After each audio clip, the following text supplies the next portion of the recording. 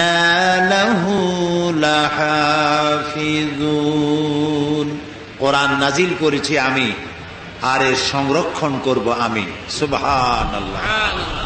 কোরআন সংরক্ষণ কে করবেন? যিনি নাজিল করেছেন তিনি সংরক্ষণ করবেন বলে ওয়াদা করেছেন। আমরা বলি সুবহানাল্লাহ। এ কোরআনের কেউ কোনো পরিবর্ধন কেউ করতে পারবে না, এটাকে নষ্ট করতে পারবে না। এই কোরআন একটি মৃত্যুপ্রায় জাতিকে জিন্দা করে দিয়েছিল।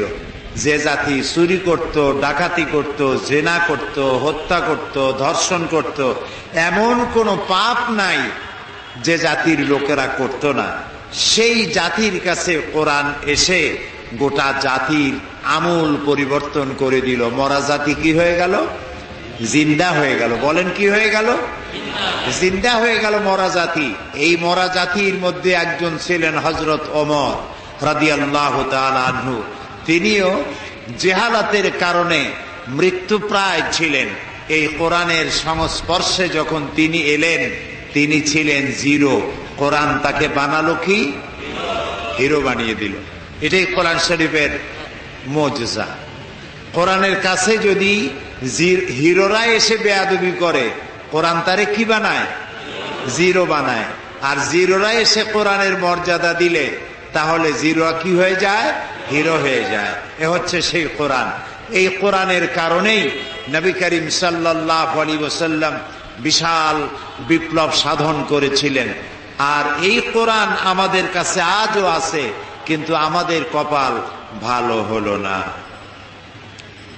আল্লাহ রাব্বুল আলামিন বলছেন, তাহা মা আনজালনা আলাইকাল কুরআনা লিতাশকা।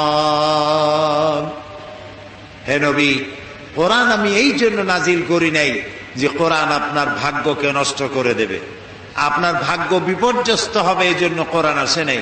কোরআন এসেছে ভাগ্য খুলে দেওয়ার জন্য, সৌভাগ্যমণ্ডিত করার জন্য। যাদের কাছে কোরআন থাকবে তারা পৃথিবীকে শাসন করবে, গোটা পৃথিবী কোরআন দিয়ে উপকৃত হবে। সুবহানাল্লাহ। এই সৃষ্টিকার, সবাই বলেন সৃষ্টিকার। আকাশ কার? জমিন কার? বাতাস কার? এই গোটা সৃষ্টি জগৎ কার? কুল কায়নাতের মালিক যিনি, তিনি কোরআন নাজিল করেছেন এই মানব গোষ্ঠীর উন্নতির জন্য, অগ্রগতির জন্য, এই পৃথিবীতে সুখ শান্তি নিয়ে বেঁচে থাকবে সেই জন্য। কোরআন নাজিল হতে থাকলো, আর নবী করিম সাল্লাল্লাহু আলাইহি ওয়াসাল্লাম মুখস্থ করতে লাগলেন। সুবহানাল্লাহ। তখন কোনো প্রেস ছিল না, তখন রেডিও ছিল না, টেলিভিশন ছিল না, এগুলি ছড়িয়ে দেওয়ার মতো পথ ছিল না। সেই জন্য নবী করিম সাল্লাল্লাহু আলাইহি ওয়াসাল্লাম মুখস্থ করতেন এবং সাহাবায়ে কেরামদেরকে লিখতে বলতেন। তারা লিখতেন কাগজে। তৎকালীন যুগে যে ধরনের কাগজ ছিল, শুকনা চামড়া, পাথর, হাড্ডি, গাছ ইত্যাদির উপরে তারা লিখে লিখে সংরক্ষণ করতেন। নবী করিম সাল্লাল্লাহু আলাইহি ওয়াসাল্লাম খুব তাড়াহুড়ো করে তেলাওয়াত করতেন, যাতে করে কোনো ক্রমেই একটি আয়াত ভুল না হয়ে যায়।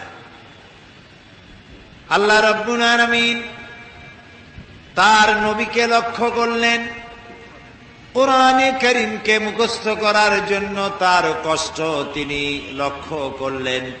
রাসূলুল্লাহ জিহ্বা নাড়াচাড়া করতেছেন, সঞ্চালন করছেন দ্রুততার সাথে। আল্লাহ রাব্বুল আলামিন বললেন, লা তুহাররিক বিহি লিসানাকা লিতাজালা বিহি।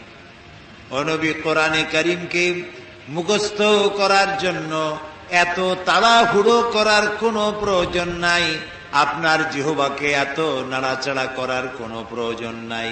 আপনি আপনার জিবরাইলের সাথে একবার মাত্র উচ্চারণ করে যাবেন, গোটা কোরআন শরীফ আপনাকে মুখস্থ করিয়ে দেওয়ার মালিক আমি আল্লাহ।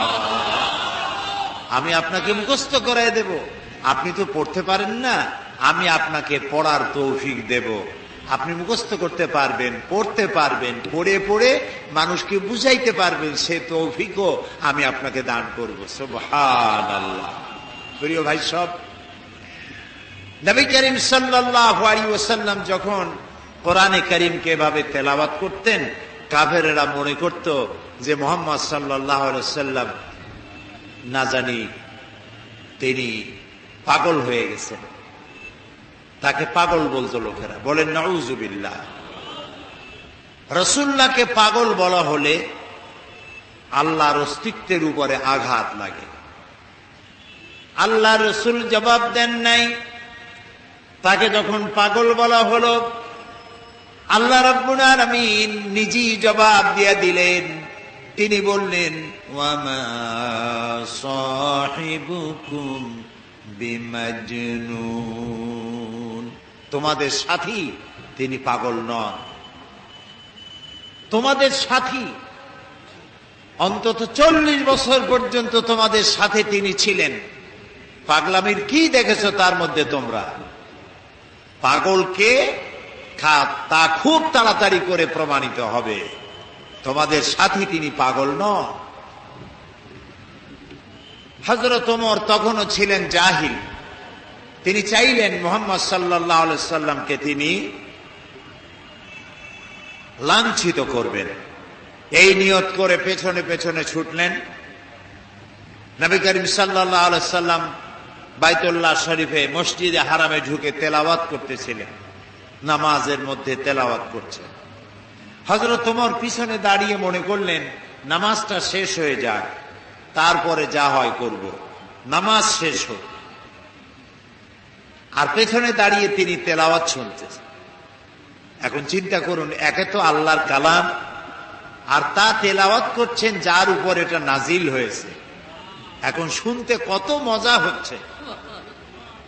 হযরত ওমর বলেন, আমি মনে মনে ভাবলাম মুহাম্মদ সাল্লাল্লাহু আলাইহি ওয়াসাল্লামকে জেনে ধরেছে। মনে হয় কোন জেন তাকে এসে এই কথাগুলি শিখিয়ে দিতেছেন, নইলে তিনি এগুলি পান কোথায়? হযরত ওমর বলেন, আমি যখন চিন্তা করলাম নবীজিকে জেনে ধরেছে, তিনি তখন তার নামাজের ভেতরে আমার এ কথার জবাব দিয়া দিলেন। তিনি পড়লেন, ইন্নাহু লাকাউলু রাসূলিন কারীম। এটি কোন জেনের কথা নয়, এ হচ্ছে মহান বার্তাবাহকের বর্ণনা। একজন মহান বার্তাবাহক রাসূল, অর্থাৎ জিবরাইলের প্রতি তিনি ইঙ্গিত করেছেন, তার নাজিলকৃত তিনি বার্তাবাহক হয়ে বর্ণনা করেছেন, এটি সেই কথা। হযরত ওমর বলেন, আমি মনে মনে ভাবলাম জেনে যদি এই কথা না বলে দেখে, তাহলে রাসূলুল্লাহ বোধহয় কবি হয়ে গেছেন, নইলে এমন সুন্দর সুন্দর করে মিলাইয়া বলেন কি করে? কোরআন শরীফ যদি আপনি ধীরে ধীরে পড়েন, মনে হবে যেন প্রবন্ধ পড়ছেন। আর যদি প্রতি আয়াতে থেমে থেমে পড়েন, মনে হবে আপনি কবিতা পড়তেছেন। সুবহানাল্লাহ। যেমন দেখুন, আর রহমান আল্লামাল কুরআন খালাকাল ইনসান আল্লামাহুল বায়ান। যেখানে পড়বেন সেখানেই মিল। হযরত ওমর বলেন, আমার মনে হলো মুহাম্মদ সাল্লাল্লাহু আলাইহি ওয়াসাল্লাম ফাঁকে ফাঁকে কোন ফাঁকে যেন কবি হয়ে গেছেন। হযরত ওমর বলেন, আমি যখন মনে মনে ভাবলাম রাসূলুল্লাহ কবি হয়ে গেছেন, অমনি আল্লাহ নবী নামাজের ভিতরে তেলাওয়াত করলেন, ওয়ামা হুয়া বিকাউলি শাইরিন কালিলাম মা তুমিনুন। না, এটা কোনো কবির কথা নয়। তোমরা খুব কমই উপদেশ গ্রহণ করো। কাফেরেরা যখন রসুলকে কবি বলেছে, আল্লাহ তাআলা এর প্রতিবাদ করেছেন। সুবহানাল্লাহ বলেন। আল্লাহ তাআলা প্রতিবাদ করেছেন। সূরা ইয়াসিনের মধ্যে দেখুন আল্লাহ তাআলা প্রতিবাদ করেছেন কি ভাষায়। রসুলকে যখন কবি বলা হলো, আল্লাহ রাব্বুল আলামিন প্রতিবাদ করলেন, ওয়ামা আল্লামনাহু আশ-শি'রা ওয়ামা ইয়ানবাগী লাহু। আমি আমার নবীকে কবিতা শিখাই নাই, আর কবিত্ব আমার নবীর জন্য শোভনীয় নয়। বুঝতে পেরেছেন? লক্ষ্য করুন আল্লাহ কি বলছেন। আমি আমার নবীকে কবিতা শিখাই নাই, আর কবিতা আমার নবীর জন্য শোভনীয় নয়। কথাটি অত্যন্ত তাৎপর্যপূর্ণ। শোভনীয় নয়, এটা কেন? এটা এই জন্য যে কবিরা সাধারণত আবেগপ্রবণ হন, আবেগের উচ্ছ্বাসে কি বলতে কি বলেন দিশা করতে পারেন না। কবিরা তার কবিতা দিয়ে রোমাঞ্চ সৃষ্টি করতে পারেন, উন্মাদনা সৃষ্টি করতে পারেন, কিন্তু কোন দেশ জয় করতে পারেন না। মানুষকে কোন আদর্শের উপরে উদ্বুদ্ধ করতে পারেন না। কবিরা কবিতার মধ্য দিয়ে রোমান্টিক কবিতা লেখা এবং মানুষকে ভালোবাসা, প্রেম ইত্যাদি শিক্ষা দেওয়া, এগুলি পারেন। কবিরা ভাবের আবেগে লাগামহীন ঘোড়ার পৃষ্ঠে সওয়ার হয়ে তেপান্তরের মাঠ দিয়ে নিরুদ্দেশ্যের উদ্দেশ্যে যাত্রা করতে পারেন, কোন লক্ষ্য থাকে না। দেখুন আমি প্রমাণ করব, আমি কবিদেরকে হেয় করতেছি না। কবিত্ব একটি বিরাট প্রতিভা। পাগল ছাগলেরা কবি হইতে পারে না, একটু বুদ্ধিশুদ্ধি থাকা লাগে। অর্থাৎ কবিতার জন্য একটি প্রতিভা প্রয়োজন। এই প্রতিভা দেওয়ার মালিককে বলেন সবাই, আল্লাহ তাআলা। সাহিত্যিক হওয়া, কবি হওয়া, সাংবাদিক হওয়া, গায়ক হওয়া, যে কোনো ডিপার্টমেন্টে যে দিকে যান না কেন, প্রতিভা আল্লাহর দেওয়া এক অবদান। এই প্রতিভা কেউ ভালো কাজে লাগায়, এই প্রতিভা আবার কেউ খারাপ কাজে লাগায়। কণ্ঠস্বর কার দেওয়া বলেন সবাই? কেউ এটা গান গাওয়ার জন্য কাজে লাগায়, আবার কেউ এটা আল্লাহর কালাম তেলাওয়াতের মধ্য দিয়ে চালায়। সুবহানাল্লাহ। তো কবিতা রচনা করা, কবিতা লেখা, এটি একটি প্রতিভা নিঃসন্দেহে। কিন্তু ওই যে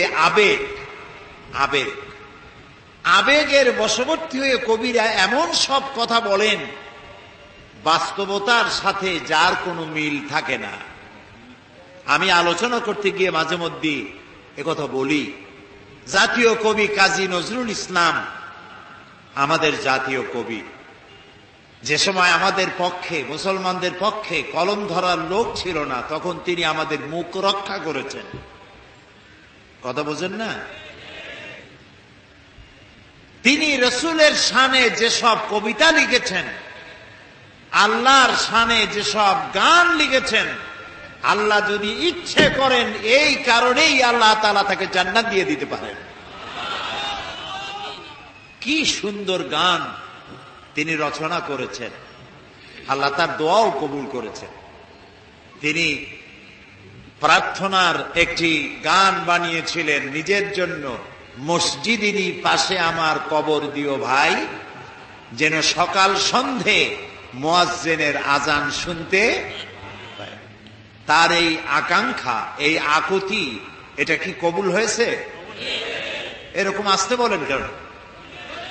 আপনারা ঢাকার মানুষ, চোখে তো দেখতেছেন কবুল হয়েছে কি না? কবুল হয়েছে, এবং মসজিদের পাশেই কবর হয়েছে। মসজিদের আজান শোনার জন্য তিনি কবর চেয়েছেন মসজিদের পাশে। আবার এমন কবিরও জন্ম হয়েছে বাংলাদেশের, দুর্ভাগ্যক্রমে এদেশে, যে লোক আজানের মধ্যে বেশ্যার আওয়াজ শোনে। এমন কপাল পোড়া কবির জন্ম এখানে হয়েছে, ঠিক না? এখন কাজী নজরুল ইসলাম বিশাল প্রতিভা, বিশাল প্রতিভা। আর প্রতিভা যার হয় ছোটবেলা থেকেই বোঝা যায়। তিনি একবার স্কুলে যাচ্ছিলেন, বাসে ঝুলিয়া, নাম ছিল দুখু মিয়া। স্কুলে যাচ্ছেন, বাসে চড়ে যাচ্ছেন, এক বুড়া মানুষ তার পাশে দাঁড়ানো, দাড়ি পাকা। কাজী নজরুল ইসলাম তখন বোধহয় 4-5 ছাত্র হবেন। তিনি ওই বুড়া মিয়াকে জিজ্ঞেস করছেন, চাচা আপনার বয়স কত? এখন চাচার মেজাজ খারাপ হয়ে গেছে, স্বাভাবিক। ছোট্ট ছেলে যদি আপনার বয়স জিজ্ঞেস করে, মেজাজ খারাপ হবে না? রাগ করে বলছে যে আমার বয়স কত, তা তোমার দরকার কি? কয় না চাচা, একটু জানতে চাচ্ছি আপনার বয়স কত। তো বেচারা বলেছে আমার বয়স 60 বছর তো পার হয়ে গেছে। কেন জিজ্ঞেস করলে বাবা? কাজী নজরুল ইসলাম বললেন যে জিজ্ঞেস করলাম এই কারণে, 60 বছর বয়স হয়েছে, এখন আপনি নিজ পায়ে দাঁড়াতে শেখেন নাই। লোকটি তাকায় দেখলো তার নিজের পা একখানা নজরুলের পায়ের উপরে। তখন ওই বাচ্চা বুড়া বলতেছে, মর্নিং শোজ দ্য ডে, প্রভাতই বলে দেয় দিনটা কেমন যাবে। সুতরাং এই বাচ্চা তো বড় হলে কিছু একটা হবে। তিনি বিশাল মাপের কবি, কিন্তু দেখুন আবেগে তাকে কোথায় নিয়ে গেছে, বাস্তবতার যেখানে মিল নেই। তিনি গান রচনা করেছেন তার প্রিয়তমার নামে, মোর প্রিয়া হবে এসো রানী, দেব খোপায় তারার ফুল। যাকে উদ্দেশ্য করে তিনি এই গানটা লিখেছেন, সেই প্রিয়তমাকে যদি সত্যি তিনি পেতেন, তাহলে আকাশের তারা খসায় এনে খোপায় পরাতে পারতেন কি? পারতেন। তিনি বলেছেন, ওই গানের মধ্যেই বলেছেন যে তোমাকে যদি পাই তাহলে রংধনুর রং আর জ্যোৎস্নার রং দুটোতে মিলিয়ে আলতা বানিয়ে তোমার পায়ে পরিয়ে দিতাম। আছে না গানে?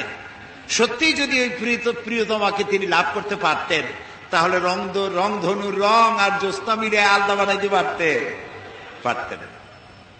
এই কথাগুলি হচ্ছে কবিরা কবিতা লিখতে গিয়ে আবেগ প্রবণ হন, আবেগের উচ্ছ্বাসে যা লেখেন বাস্তবতার সাথে তার কোনো মিল থাকে না। এক্ষেত্রে আমি কবি হাফিজের কথাও বলি। পারস্যের নাম করা কবি, কবি হাফিজ, তিনি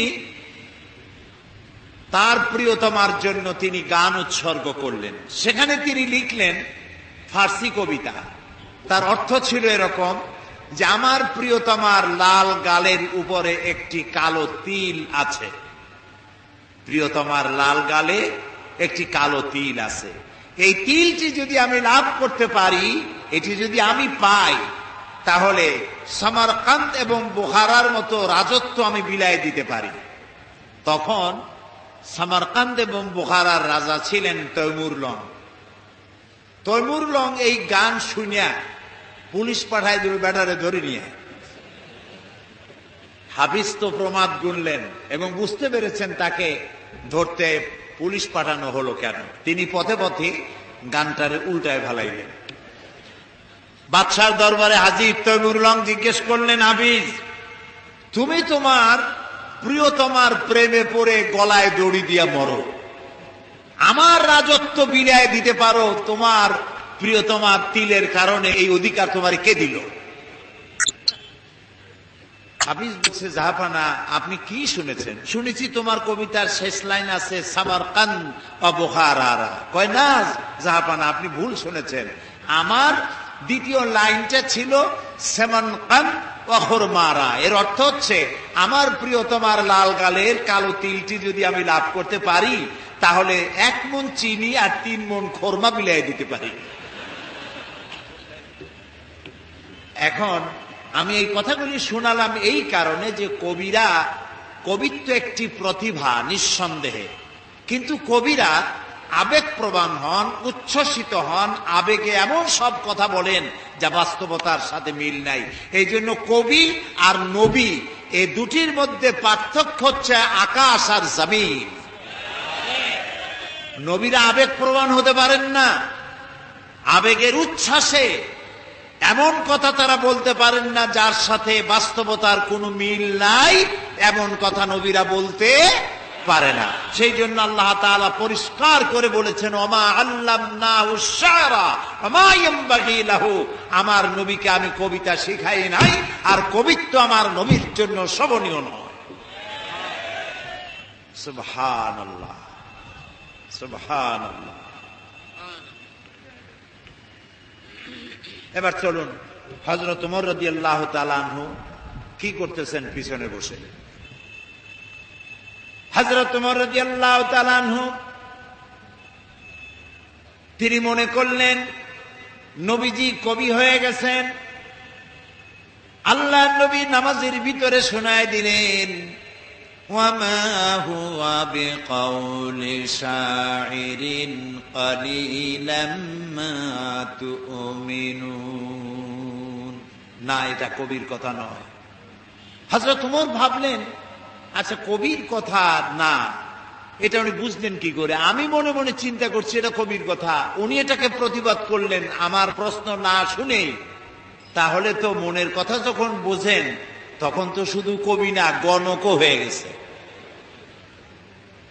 হযরত ওমর বলেন, আমি যখন মনে মনে ভাবলাম মুহাম্মদ সাল্লাল্লাহু আলাইহি ওয়াসাল্লাম তিনি গণক হয়ে গেছেন, অমনি নবীজি সে কথারও জবাব দিলেন। নামাজের ভেতরে তিনি পড়লেন, ওয়ালা বিকাউলি কাহিনিন কালিলাম মা তাযাক্কারুন। না না, এটা কোনো গণকের কথা নয়, তোমরা খুব কমই উপদেশ গ্রহণ করে থাকো। হযরত ওমর বলছেন, এবার আমার মনে হচ্ছে যেন আমার পায়ের তলা থেকে মাটি খসে যাচ্ছে। কি আশ্চর্য কথা! মনে মনে যা চিন্তা করি তার জবাব উনি দেন। এটা জেনের কথা না, এটা কবির কথা না, এটা গণকের কথা না, তবে এটা কি? ওমর বলেন, আমি যখন মনে মনে ভাবলাম তবে এটা কি, অমনি রাসূলুল্লাহ নামাজের ভেতরে আমার সে কথারও জবাব দিলেন। তিনি পড়লেন, তানজিলাম মির রাব্বিল আলামিন। এটি আল্লাহ পাকের নাযিলকৃত কিতাব, এটি কোরআন। হযরত ওমর তিনি বলছিলেন, আমার মনে হচ্ছিল যে ইসলাম ঈমান তার শেকড় শুদ্ধ আমার কলিজার মধ্যে গেড়ে বসতেছে, কিন্তু তখনও তার কিসমতে ঈমান হয় নাই, ঈমান আনতে পারেন নাই। পরবর্তী সময় তো ঈমান এনেছিলেন। প্রিয় ভাই সব, আল্লাহ তাআলার কাছে আমার খুব আশা ছিল। দুনিয়ার 4টি মহাদেশের প্রায় অর্ধশত দেশ ভ্রমণ করেছি, কিন্তু মিশর আমার দেখা হয়নি। মুসা আলাইহিস সালামের দেশ, ফেরাউনের দেশ, ইউসুফ আলাইহিস সালামের দেশ, সালেহ আলাইহিস সালামের দেশ, ইব্রাহিম আলাইহিস সালামের শ্বশুর বাড়ি। তো আল্লাহ তাআলা সেই জায়গা দেখার তৌফিক দিলেন। গেলাম সেই জায়গায়, কায়রো থেকে প্রায় 600 কিলোমিটার দূরে তুরে সায়না, যেখানে আল্লাহ মুসা আলাইহিস সালামের সাথে কথা বলেছিলেন। আমার জীবন ধন্য। আল্লাহ তাআলা সেই জায়গাটাও দেখালেন যেখানে আল্লাহ মুসা আলাইহিস সালামের সঙ্গে কথা বলেছেন। তো আল্লাহ তাআলা সরাসরি কথা বলেন, কিন্তু দেখা যায় না তাকে। এই কোরআন শরীফে আল্লাহ তাআলা কি সুন্দর করে বলেছেন, সূরা তাহার মধ্যে এসেছে, মুসা আলাইহিস সালাম তিনি যাচ্ছিলেন তার স্ত্রী পরিজন নিয়ে। স্ত্রী ছিলেন গর্ভবতী, আসন্ন প্রসবা, ডেলিভারি হবে, প্রচন্ড ঠান্ডা ছিল, এখন আগুনের প্রয়োজন। তিনি দূরে দেখতে পেলেন একটা গাছের উপরে যেন আগুন দেখা যায়। তিনি ছুটলেন সেই আগুনের পানে এবং বললেন, ফাকালা লি আহলিহিম কুতু ইন্নী আনাস্তু নারান লাআল্লি আতীকুম মিনহা বিকাবাসিন আও আজিদু আলান নারি হুদা। তোমরা এখানে অপেক্ষা করো, আমি তো আগুনের মতো কি একটা দেখতেছি, আমি ওখানে যাই, হয়তো আগুন আনতে পারবো, অথবা কোন একটা রাস্তা একটা কিছু পেয়ে যাবো।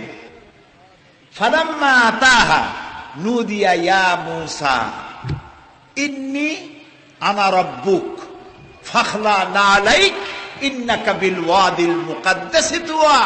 ও মূসা, যেটারে আগুন মনে করছো এটা আগুন না, এটা আমি তোমার রব। ফাখলা নালাইক, জুতা খোলো। ইন্নাকা বিল ওয়াদিল মুকাদ্দাসি তুয়া, এটা হলো পবিত্র উপত্যকা। আমি যখন সেই পবিত্র উপত্যকায় গেছি, এদিকে তুরে সায়না, এদিকে আরেকটা পাহাড়, মাঝখানে দুই পাহাড়ের মাঝখানের সমতল ভূমিকে উপত্যকা বলা হয়।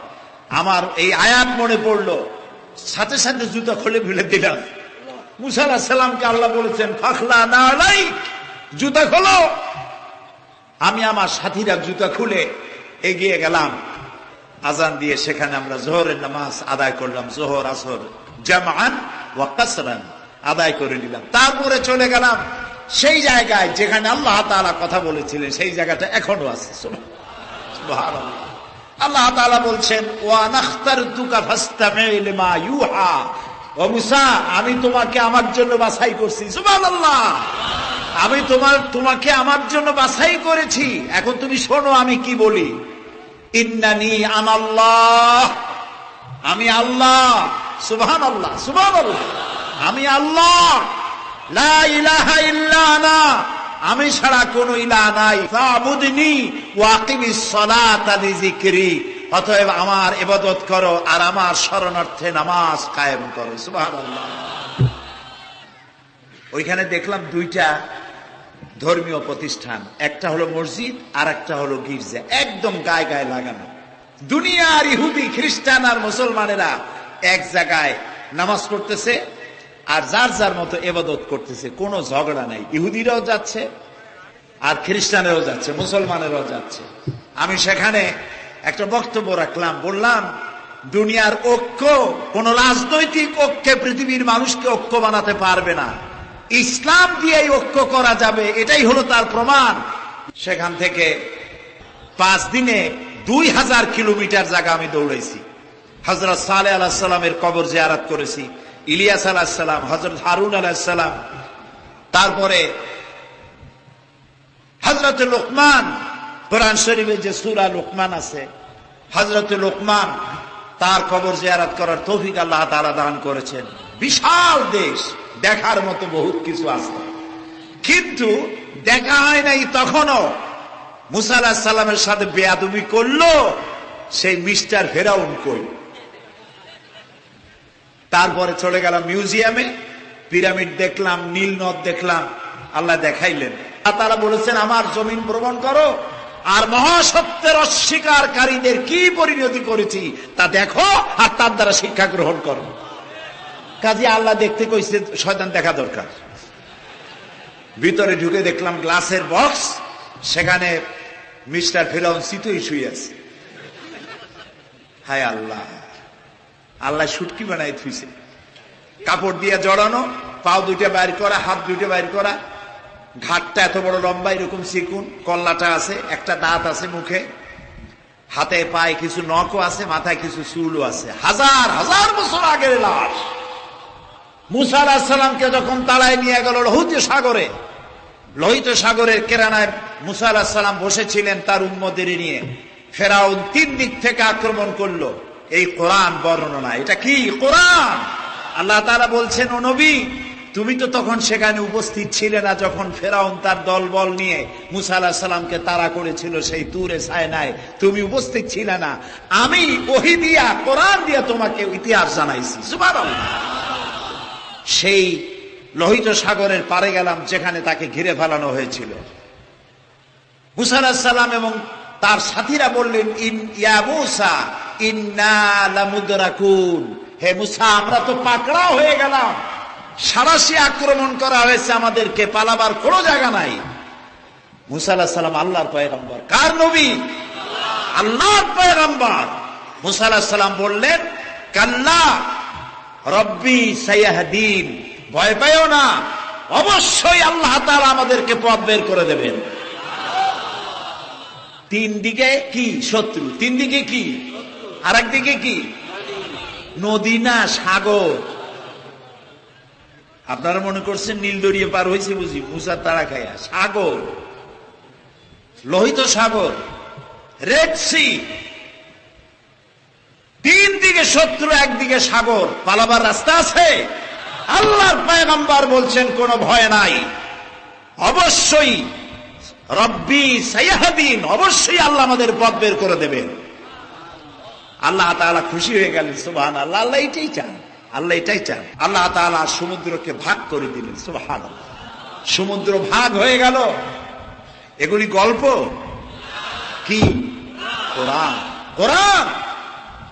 সাগর ফেটে গেল। মুসা আলাইহিস সালাম আর তার দলবল নিয়ে সাগরের মাঝখানে চলে গেছেন। ফেরাউন তার দলবল নিয়ে এসে দেখে, বাহ, এ তো ভালোই, রয়্যাল বোট। ও মনে করছে ওর বাজানের তৈরি করার রাস্তা। ওর সমস্ত সেনাবাহিনী নিয়ে নেমে পড়েছে। যেই না সাগরের মাঝখানে আসছে, মুসা আলাইহিস সালাম তার দলবল নিয়ে ওপার চলে গেছেন। আল্লাহ হুকুম করলেন, যিনি হুকুম করেছিলেন সাগর ফেটে যা, মুসার জন্য রাস্তা বানায় দে, সেই আল্লাহ বললেন সাগর রাস্তা বন্ধ করে দে। রাস্তা বন্ধ হয়ে গেল। এখন ফেরাউন আর তার দলবল পানিতে চুবনি খাইতে খাইতে সাথের লোকেরা সব শেষ। এখন ফেরাউন একা সমুদ্রের ঢেউতে ডোবে আর ওঠে। পানি খেতে খেতে পেটটা ফুটকা মাছের মতো মোটা হয়ে গেছে। দেখে যে জান আর টেকে না, নাক দিয়েও পানি পড়ে, কান দিয়েও পানি পড়ে। এখন বলছে, আমানাত বিহি বানু ইসরাইল, ঈমান আনলাম সেই আল্লাহর উপরে যে আল্লাহর উপরে ঈমান আনছে বনি ইসরাইলেরা, তার উপর ঈমান আনলাম।